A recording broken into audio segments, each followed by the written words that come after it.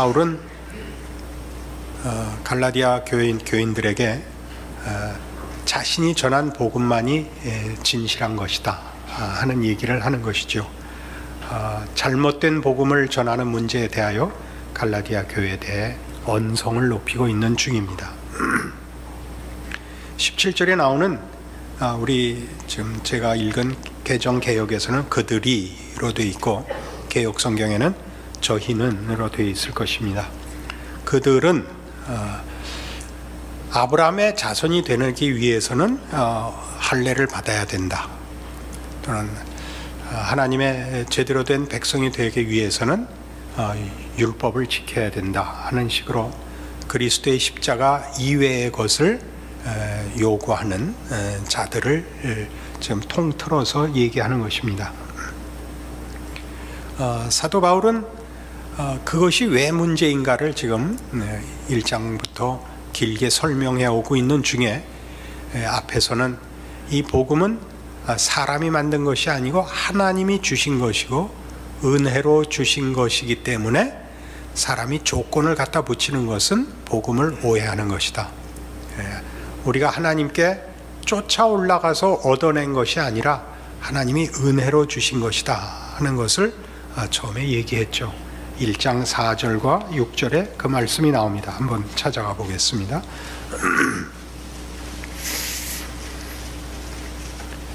1장 4절, 그리스도께서 하나님 곧 우리 아버지의 뜻을 따라 이 악한 세대에서 우리를 건지시려고 우리 죄를 대속하기 위하여 자기 몸을 주셨다.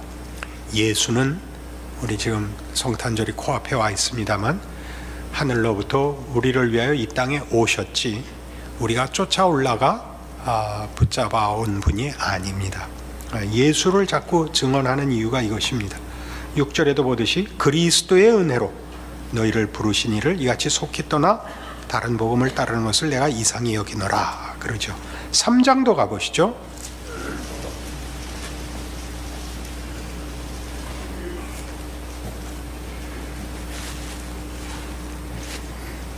3장 1절, 어리석도다 갈라디아 사람들아, 예수 그리스도께서 십자가에 못 박히신 것이 너희 눈앞에 밝히 보이거늘 누가 너희를 꾀더냐? 내가 너희에게서 다만 이것을 알려 하느니 너희가 성령을 받은 것이 율법의 행위로냐 혹은 듣고 믿음으로냐. 여기서도 온전하게 그 갈라디아 교인들을 공박하는 근거는 은혜에 속한 것이냐 너희의 자격과 조건에 속한 것이냐를 묻는 것입니다. 물론 이 문제는 늘 우리에게 혼돈을 불러일으키거나 미묘한 그 착오를 불러일으키곤 합니다. 신자답게 됐다는 것과 신자가 되는 방법은 다릅니다. 전혀 은혜 위에 하나님의 자녀가 됩니다. 하나님의 자녀가 되었기 때문에 우린 책임 있게 신자 노릇을 해야 합니다. 이 둘은 혼동되어서는 안 됩니다. 그러나 우리가 늘 현실적으로 경험하다시피 자격이 없을 때에 그 자격 없는 것을, 그 답지 못한 것을 은혜를 입을 수 없는 조건으로 지적하는 것은 늘 일어나는 우리 안에서의 오해들입니다. 우리 스스로도 신자답게 살지 못하면 나는 은혜 받을 자격이 없고 하나님이 나를 외면했을 것 같은 생각이 드는 것은 우리가 우리의 자신 속에서 조건을 자꾸 확인하려는 그 본성 때문에 일어나는 것이니까 이 문제는 확실히 해야 할 것입니다. 오늘은 그 사도 바울이 이런 복음이 하나님께로부터 말미암았고 은혜에 속한 것이라는 얘기를 율법과 대비시켜서 설명을 하고 우리의 자격과 조건 이전에 하나님의 은혜와 사랑과 자비의 선물이라는 얘기를 하던 중에 오늘 4장 12절 이하에서는 이것이 어떻게 전 인격을 동원한, 전 인격을 항복시킨 문제였었는가라고 갈라디아 교인들의 심정에 호소하는 장면입니다. 오늘 본문 12절에 보는 바와 같이 형제들아 내가 너희와 같이 되었은즉 너희도 나와 같이 되기를 구하노라 라고 말머리를 시작을 하죠. 13절, 내가 처음에 육체의 약함으로 말미암아 너희에게 복음을 전한 것을 너희가 아는 바라. 너희를 시험하는 것이 내 육체에 있을 때 이것을 너희가 엽신 여기지도 아니하며 버리지도 아니하고 오직 나를 하나님의 천사와 같이 또는 그리스도 예수와 같이 영접하였도다. 이게 무슨 뜻일까요? 너희가 나라는 사람이 멋있고 위대해서 내 말에 승복을 했거나 나라는 사람의 지지자가 되거나 팬이 된 것이 아니지 않느냐. 복음이 내 전 인격을 통하여 너희에게 전달되고 증언된 건 너희가 알지 않느냐, 이 얘기입니다. 내가 너희를 시험할 만한 것을 내 육체에 갖고 있었을 때 너희가 나를 왜 영접했느냐? 나를 사람으로 보지 않고 천사로 너희가 인정하지 않았느냐? 여기서 말하는 천사는 그런 의미에서 외형적인 구비 조건에서 천사는 아니겠죠. 그 전달된 복음의 능력과 내용이 하나님이 찾아오시는 것으로 저들이 사도 바울을 복음의 사자로 이해했던 것을 저들에게 기억시키고 있습니다. 이것은 사실 오늘날에도 어느 교회에서나 반복해서 일어나는 일입니다. 목사로 부름을 받고 목사로 사역을 한다는 것은 외형적으로 하나님께서 꼭 약점을 주시는 것 같습니다. 너무 멋있고 너무 훌륭하면 혼동하게 됩니다. 사람이 멋있는 것과 그가 전하는 것과 혼동이 됩니다. 여러분, 저도 늘 그 마음에 잊지 않고 갖고 있는 생각이 이것입니다. 우리 성도들이 우리 교회에 모이고 내 설교를 듣는 것은 저들이 하나님을 만나는 탓이지 내가 멋있어서나 혹은 내가 능력이 있어서가 아니다 하는 것을 늘 확인합니다. 왜냐하면 아침마다 거울을 보거든요. 아침마다 거울을 보면 그 성경에 나온 보암직도 하고 먹음직도 한 데가 없는데 이렇게 열심히 나와서 아멘 할 수는 없는 것입니다.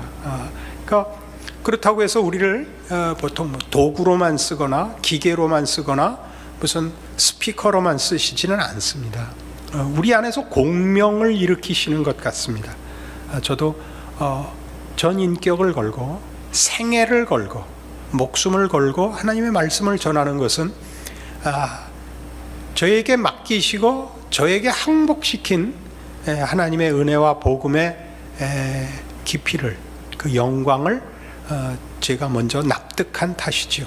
하나님께서 그 공명으로 여러분을 만나신다, 그렇게 알고 있습니다. 그래서 그는 무슨 얘기를 하냐면 20절에 보는 바와 같이 내가 이제라도 너희와 함께 있어 내 언성을 높이려 하면 너희에 대하여 의혹이 있습니다. 사실 고함을 지른다는 것은 그렇게 좋은 방법이 아닙니다. 사람은 이렇게 자꾸 중요한 말을 할수록 무게를 가지고 싶고 영향을 미치고 싶으면 톤을 낮추라는 것 아닙니까? 예전에도 한번 인용했는데 모래시계에서 저를 가장 감동시켰던 대사, 고현정이 아버지에게 막 대드니까 얘야, 남에게 네 뜻을 전하고 싶거든 목소리를 낮춰라, 그러는 대목이 나옵니다. 그 모래시계가 가졌던 그 당시에 우리의 충격은 꽤 컸었습니다. 그 이전에 드라마들하고 뭐가 달랐느냐 하면 거기 사람들이 목소리를 낮추기 시작했거든요.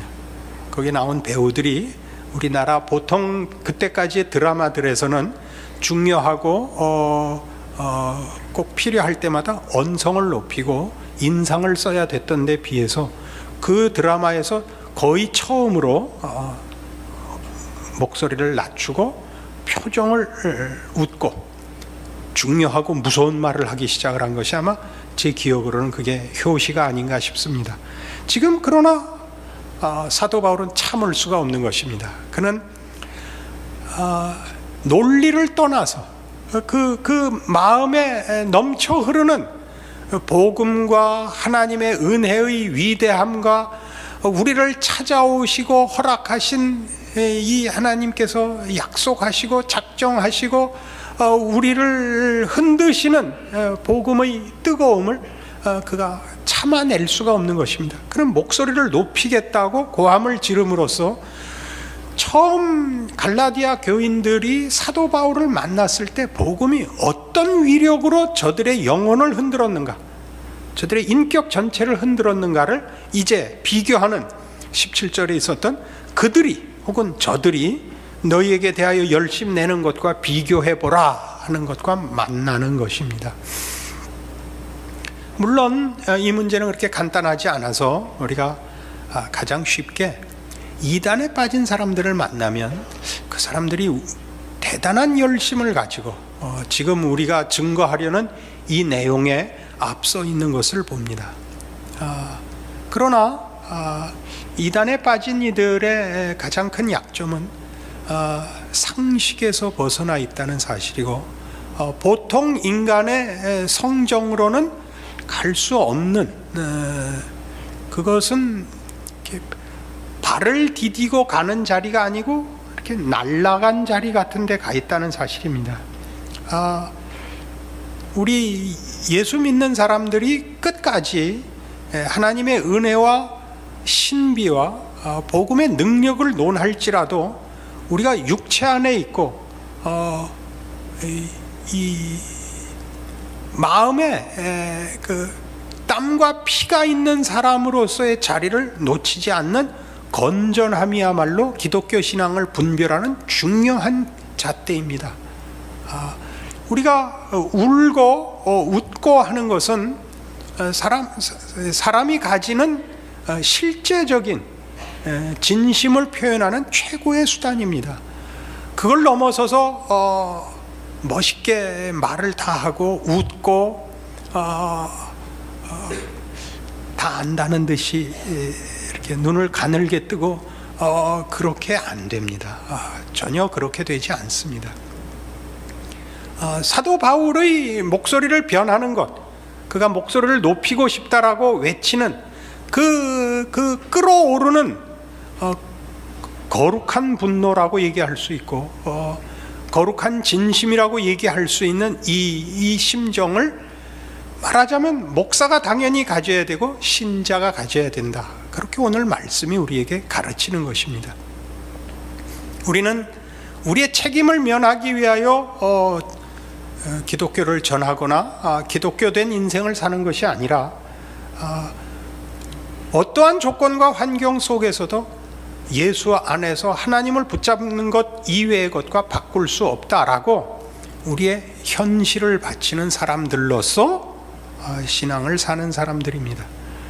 그렇기 때문에 몸부림이 있는 것입니다. 그 마음에 소원하는 것만큼 우리가 다 하지 못하는 몸부림이 있죠. 우리의 진실은 찬송과 환희와 그런 그 예배로만 드러나는 것이 아니라 눈물과 한숨과 절망, 절규로도 나타나는 것이며 우리가 누구에게 기독교를 전하고 우리의 믿음을 증거하는 일에 있어서도 우리가 더 이상 설명할 수 없는 가슴을 칠 수밖에 없는 일들이 있습니다. 이것이 진실한 것입니다. 하나님은 희한하게 사도 바울의 생애를 보면 그에게 이렇게 언제나 사단의 가시를 주어서 그가 맡은 일의 중요함과 그 짝할 수 없는 유일한 진리를 전하는 사도에게 오히려 방해가 되는 일, 장애가 되는 일, 짐으로 준 일들로 그의 생애를 채웠다는 것을 우리 모두가 압니다. 그러나 성경은 고린도후서 12장에 보듯이 우리가 약할 때 그리스도께서 강하다고 선언하고 있습니다. 고린도후서 12장 7절 이하의 말씀입니다. 여러 계시를 받은 것이 지극히 크므로 너무 자만하지 않게 하시려고 내 육체의 가시 곧 사단의 사자를 주셨으니 이는 나를 쳐서 너무 자만하지 않게 하려 하심이라. 이것이 내게서 떠나가게 하기 위하여 내가 3번 주께 간구하였더니 나에게 이르시기를 내 은혜가 네게 족하도다. 이는 내 능력이 약한 데서 온전하여 짐이라 하신지라. 그러므로 도리어 크게 기뻐함으로 나의 여러 약한 것들에 대하여 자랑하리니 이는 그리스도의 능력이 내게 머물게 하려 함이라. 그러므로 내가 그리스도를 위하여 약한 것들과 능력과 궁핍과 박해와 곤고를 기뻐하노니 이는 내가 약한 그때의 강함이라. 우린 돌이켜 이렇게 얘기할 수 있습니다. 사도 바울이 세운 교회, 사도 바울이 가르친 성도들은 한번 가르침을 받고 그 다음에 다시는 흔들리지 않았다. 성경은 그렇게 얘기하지 않는다는 것이죠. 사도 바울쯤 되는 사람이 증언하고 목숨을 걸고 세우고 가르친 성도들도 흔들리고 심지어 사도 바울 자신에 대하여 의심을 갖게 되는 지경까지 이르렀다 하는 것들이 고린도전후서나 이 갈라디아서에서 명백히 드러나고 있습니다. 그래서 바울은 자기가 가지고 있는 하나님의 은혜, 진리, 맡겨진 복음의 위대함들을 가르치기 위하여 그의 전 생애에 걸친 하나님의 인도하심이 자신을 이 자리에 놓았다라고 고백하는데, 그것은 우리 잘 아는 대로 그가 히브리인 중에 히브리인이고 할례를 받고 바리새인이고 로마 시민권자이고 하는 모든 세상적인 준비에서 다른 사람만 못지 않은 그의 구비 조건들입니다. 그러나 성경은 그것보다 다른 많은 것들, 그가 더 많이 옥에 갇히고 그가 더 많이 핍박을 당하고 그가 더 많이 오해를 받고 육체에 가시가 있고 넘어지고 자빠지고 실패하고 한 일들이야말로 하나님이 그를 통하여 쓰신 일이요, 그를 사용하시는 방법이요, 그에게서 요구하는 것이라 하는 것입니다. 멋진 말, 멋진 능력, 멋진 결과보다 중요하게 바울의 이 언성을 높이는 이 안타까움과 비명과 절규를 요구하고 계시다는 사실입니다. 참으로 놀랍죠. 그래서 이 고린도후서 11장에 보시면 그 23절 이하에 여러분 잘 아시는 사도 바울이 자신의 생애에 걸친 여러 난관들을, 그가 겪었던 곤란들을 나열하는 장면이 나오는데, 그들이 그리스도의 일꾼이냐 정신없는 말을 하거니와 나는 더욱 그러하도다. 내가 수고를 넘치도록 하고 옥에 갇히기도 더 많이 하고 매도 수없이 맞고 여러 번 죽을 뻔하였으니 유대인들에게는 40에서 하나 감한매를 5번 맞았으며 3번 태장으로 맞고 1번 돌로 맞고 3번 파손하고 일주야를 깊은 바다에서 지냈으며 여러 번 여행하면서 강의 위험과 강도의 위험과 동족의 위험과 이방인의 위험과 시내의 위험과 광야의 위험과 바다의 위험과 거짓 형제 중에 위험을 당하고 또 수고하며 애쓰고 여러 번 자지 못하고 줄이며 목마르고 여러 번 굶고 춥고 헐벗었노라. 나 이렇게 고생했다, 난 너희들 때문에 이렇게 고생했다가 아니라 이 고생한 것이 내가 사도인 증거다로 제시하고 있습니다. 그러니까 23절 다시 보시면 그들이 그리스도의 일꾼이냐? 자기를 반대하는 자들, 오늘 갈라디아서로 비교를 하자면 바울이 전한 복음 이외의 것을 얘기하는 자들이 그리스도의 일꾼이냐고 하더냐? 정신없는 말을 하거냐? 나는 더욱 그러하다. 나는 진짜다. 뭘로 하느냐? 내가 수고를 넘치도록 하여 라고 뒤에 나열한 모든 것들이 사도된 증거라는 것입니다. 사도가 되면 더 능력이 있고 더 효과가 있고 더 결과가 있고 더 능력이 있다고 생각하는 것은 잘못입니다. 그렇지 않습니다. 우리는 우리의 생애가 이 세상에서 형통하고 이 세상에서 좀 더 여유가 있으면 하나님 앞에 더 많이 쓰여질 것이라는 소원을 가지고 있습니다. 그러나 하나님은 우리에게 울고 한숨 쉬라 그럽니다. 그걸 쓰신다는 겁니다. 그래서 이 나열한 내가 사도이고 그리스도의 일꾼인 것이 맞다의 맨 마지막 증거가 뭐냐면 28절, 이외의 일은 고사하고 아직도 날마다 내 속에 눌리는 일이 있으니 곧 모든 교회를 위하여 염려하는 것이라. 누가 약하면 내가 약하지 아니하며 누가 실족하게 되면 내가 애타하지 아니하더냐. 내가 부득불 자랑할진대 내가 약한 것을 자랑하리라. 그러니까 그가 사도인 증거가 뭐냐 하면 그 얼마나 큰 일을 했는가, 그로 말미암아 어떻게 큰 일이 일어나는가. 심지어 사도 바울에게서 손수건을 빌려다가 병자에게 놔도 나았었다고요. 그러나 그것만이 사도 직분의 증거가 아니라 걱정하는 거라고. 걱정한다는 게 뭐죠? 해결이 안 되는 거죠. 사도 바울쯤 돼도 그가 소원하는 것들이 해결이 안 돼서 그 걱정하고 애타해야 됐던 것들이 있더라니까요. 그래서 그건 뭘 자랑하느냐 하고요, 나의 약한 것을 자랑하는데 그 약한 것 중에 하나를 이걸 예를 듭니다. 주 예수의 아버지 영원히 찬송할 하나님이 내가 거짓말하지 아니하는 것을 아시느니라. 다메섹에서 아레다 왕의 고관이 나를 잡으려고 다메섹 성을 지켰으나 나는 광주를 타고 들창문으로 성벽을 내려가 그 손에서 벗어났노라. 그게 무슨 자랑거리겠어요? 광주리 타고 도망간 게 참으로 비겁할 수 있고 못났을 수 있고 하나님의 종으로서 위대하고 능력 있는 자가 아니죠. 예를 들자면 엘리야가 갈멜산에서 거둔 승리하고 비교할 수가 없죠. 그러나 이걸 왜 나열하고 있죠? 하나님은 이렇게 일하세요. 하나님은 우리의 눈물과 한숨 속에서 일하시고 우리의 뒤처진 것 같고 실패한 것 같고 삼켜진 것 같은 데서 일하신다고 바울이 얘기하고 있습니다. 그때 여러분 뒤로 물러서지 마시라고요. 그 쓰임 받고 있다는 거 아시라고요. 저는 한동안 여러분들을 신앙적으로 책임 있게 하기 위해서 대통령을 위한 기도에 대해서 굉장히 시비를 걸은 사람입니다. 대통령이 예수 잘 믿어서 나라 잘 다스려가지고 나는 걱정 없게 살게 해주십시오. 이런 식으로 기도하는 것을 많이 뭐라고 했었죠.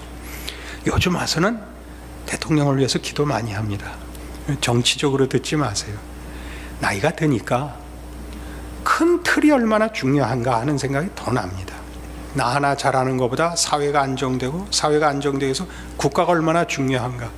그러니까 정치하는 사람들이 좀 잘했으면 좋겠다가 책임을 떠넘기는 차원에서가 아니라 이제 어른으로서 손주를 본 사람으로서 저절로 생기더라고요. 저절로. 누가 가슴 아픈 사연 속에 있는 분이 와서 자기 삶의 고통을 논하던 중에 그래도 자기가 최악은 아니래요. 그래서 최악이 뭐냐 그랬더니 전쟁이래요. 전쟁 난 거. 가끔 뉴스에서 무슨 이라크 전쟁이나 아프가니스탄 전쟁 난 거 보면 그건 뭐 어떻게 할 수가 없잖아요. 정말 최악이죠. 그거보다는 아직 자기가 낫다 그래요. 그렇습니다. 이제 우리가 보니까 우리가 걱정하고 우리가 애타하는 것들은 참으로 많은 것입니다. 우리가 나라를 걱정하고 사회를 걱정하는 것이 다만 나 편하자고 내 책임을 누구 책임자에게 떠넘기는 식으로의 기도가 아니라 알고 보니까 내가 누구 하나를 돌려놓을 수 없고 누구 하나를 변화시킬 수 없지만 내가 안타까워하고 내가 속상해하고 내가 기도하는 것이 그게 큰일이더라고요. 우리가 아는 사도 바울의 위대함, 우리가 아는 엘리야의 위대함에 그것이 절반이더라고요. 절반은 우리가 좋아하는 거죠. 그러나 하나님은 이 나타난 일들에서 하나님이 역사하신 것 이상으로 감추어지고 지는 것 같고 걱정하고 많은 도무지 아무것도 없는 유야무야한 상태에 있는 것 같은 속에서 일을 하신더라. 사도 바울의 고백이죠.